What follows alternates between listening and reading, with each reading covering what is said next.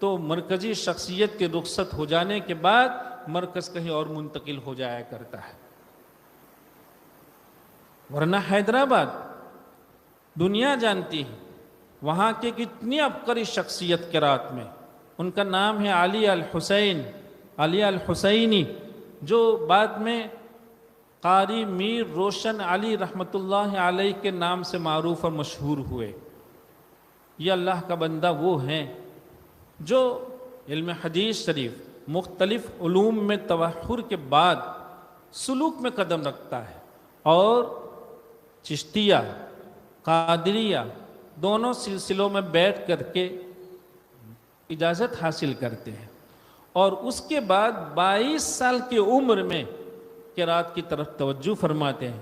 شیخ محمد ابراہیم سے آپ نے قرات کی تکمیل فرمائی، لیکن تکمیل ایسے نہیں ہوئی.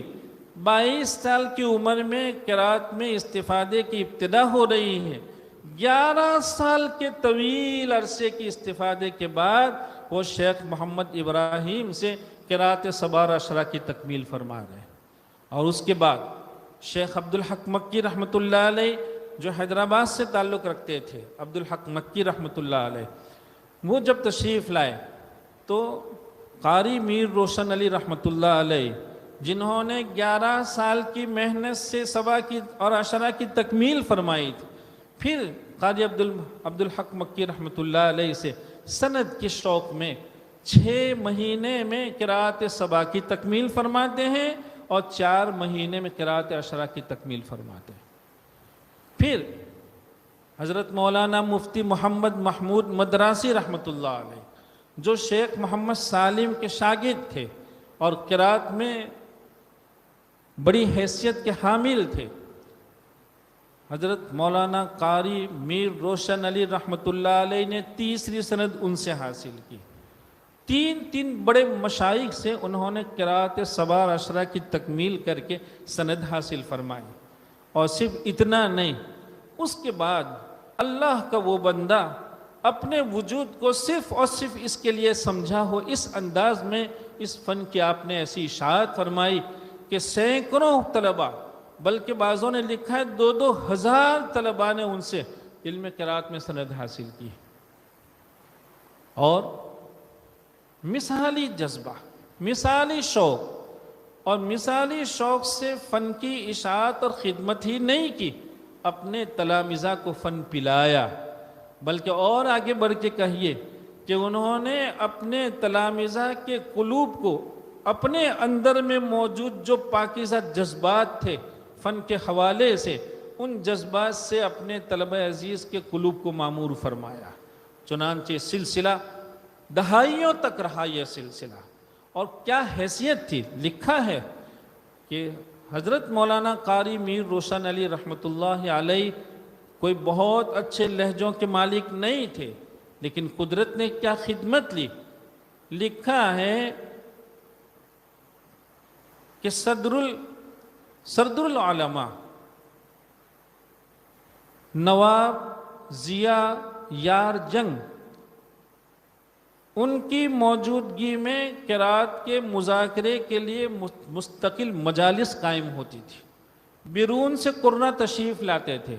شیخ مصطفیٰ حسن مصری، شیخ سالم حسن مصری، شیخ محمد صدیق خراسانی رحمۃ اللہ علیہ، ان اکابر کی موجودگی میں صدر العلماء کی زیر صدارت یہ مجلس منعقد ہوتی. اور یہ لکھا ہے کہ اس مجلس میں قاری میر روشن علی رحمۃ اللہ علیہ جب قرات کے مسئلے پر کوئی استدلال پیش کرتے تو لکھا ہے کہ سارے استدلال کو ہر کوئی بلا چنو چرا تسلیم کرتا تھا. کتنی بڑی حیثیت ایک اللہ کے بندے کی ہوگی.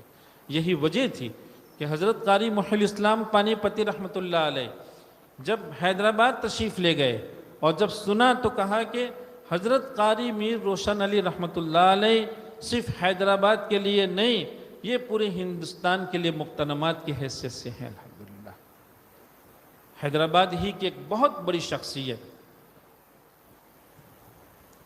مرزا کرنل بسم اللہ بیگ رحمۃ اللہ علیہ، ہم اپنے طلبہ عزیز سے کئی مرتبہ بہت لجاجت کے ساتھ، بڑے درد کے ساتھ یہ کہتے ہیں کہ دیکھیے قدرت اپنے کلام پاک کی حفاظت کے لیے بے نیاز ہے، وہ کسی کی محتاج نہیں۔ سنیے میرے عزیزوں کہ یہ 26 سال کی عمر میں مختلف ایجوکیشن اور مختلف سرٹیفکیٹ پانے کے بعد فوجی ملازمت اختیار کرتے ہیں، فوج میں آپ کا تقرر ہوتا ہے، پھر آپ کی حسن کارکردگی کے نتیجے میں زینہ بزینہ آگے بڑھتے ہیں، اور پھر ایک موقع آتا ہے کہ آپ کو فوج کے کرنل کے عہدے پر فائز کیا گیا۔ یہ اللہ کا بندہ 37 سال کی عمر میں، 26 سال کی عمر میں فوج میں ان کی بھرتی ہوتی ہے، پھر 36-37 سال کی عمر میں اختیاری طور پر وہ اس سے مستعفی ہو جاتے ہیں، اور اس کے بعد علم کی راہ اختیار کرتے ہیں۔ حضرت مولانا مناظر حسن گیلانی رحمۃ اللہ علیہ جیسے بڑے بڑے لوگوں سے کسب فیض کرتے ہیں، اور پھر قرات کی طرف توجہ فرماتے ہیں، اور قرات کی طرف توجہ فرماتے ہوئے شیخ سالم سے آپ استفادہ کرتے ہیں، اور کتنا استفادہ! 37 سال کی عمر میں قرات کے استفادے کی ابتدا ہوتی ہے، 53 سال کی عمر میں استفادہ مکمل ہوتا ہے۔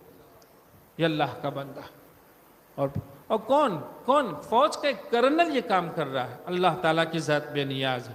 اللہ کا شکر ادا کیجئے کہ اللہ تعالیٰ نے ان پاکیزہ درسگاہوں سے ہماری نسبتیں کر رکھی ہیں۔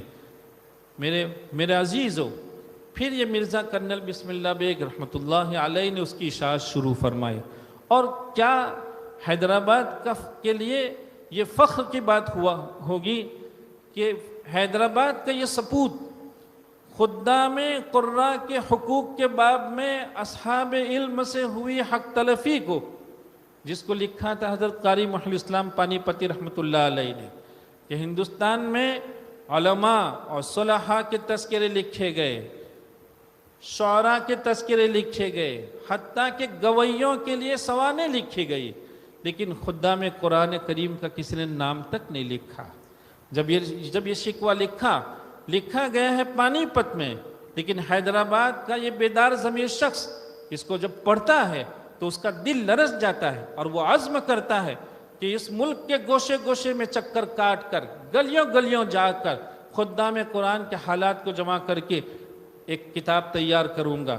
ہمیں یہ سمجھنے کی ضرورت ہے کہ 16 سال تک اللہ کا یہ بندہ محنت میں لگا رہتا ہے، 12 سال تک ہندوستان کا چکر کاٹتا ہے، اور پھر ایک کتاب تیار کرتا ہے تذکرہ قاریان ہند۔ پہلے لوگ یہ سمجھتے تھے کہ خدام قرآن کا یہ حق تو شاید علمی بڑی بڑی درسگاہوں کا کوئی صاحب قلم ادا کرے گا، اور وہ ان خدام قرآن کے حالات کو جمع کرے گا، لیکن قدرت بے نیاز ہے، وہ جس سے چاہے ایسی قسمت سے نواز دیا کرتے ہیں۔ تو کون کر رہا ہے؟ ایک کرنل خدام قرآن کے حالات کو جمع کرتا ہے، اور جس کو یہ کہا گیا کہ وہ اس باب کی انسائکلوپیڈیا کتاب ہے۔ کیا کتاب ہے! پڑھتے رہیے آپ، اور ایسا لگتا ہے جیسے روحانیت ترقی کر رہے ہو۔ اکابر کی صحبت میں جیسے ہم بیٹھے ہیں۔ حیدرآباد ہی کی ایک بہت ہی عبقری شخصیت حضرت قاری کلیم اللہ رحمۃ اللہ علیہ حسینی، یہ حیدرآباد کو کہیے کہ حیدرآباد کی خوبصورت پیشانی کا زمر کہلاتے ہیں۔ یہ اللہ کا بندہ یہاں سے دنیاوی تعلیم پا کر برطانیہ آکسفورڈ یونیورسٹی میں جا کے پی ایچ ڈی کی ڈگری حاصل کرتا ہے، پھر وہاں سے حیدرآباد لوٹتے ہیں، اور حیدرآباد کی نظامیہ یونیورسٹی میں وہ پروفیسرنگ کرتے ہیں، لیکن قرات سے ان کی دلچسپی تھی۔ وہ اس پروفیسرنگ کے درمیان قرات کو بڑے بڑے مشائخ سے حاصل کرتے ہیں، اور صرف اتنا نہیں، قرات کی اشاعت کا یہ شوق تھا کہ انہوں نے اپنی جان تو کھپا دی تھی، لیکن حیدرآباد شہر کے وسط تو خیر نہیں کہہ سکتے ہیں، لیکن حیدرآباد شہر کے بہت قیمتی علاقے میں آپ نے اپنی پوری جائیداد ادارہ کلیمیہ کے حوالے کر دیا، اور وہاں ادارہ کلیمیہ قائم ہوا۔ مجھے یاد ہے کہ جب ہم 1985 میں، شاید جہاں تک ہمیں یاد پڑ رہا ہے، 1985 میں آل انڈیا لیول پر ہونے والے مسابقے میں جب ہم شرکت کے لیے یہاں سے گئے تھے اور شیخ حذیفی ہمارے حکم تھے، اس موقع پر ہم حضرت قاری کلیم اللہ حسینی رحمۃ اللہ علیہ کے یہاں سند کے حرص میں حاضر ہوئے۔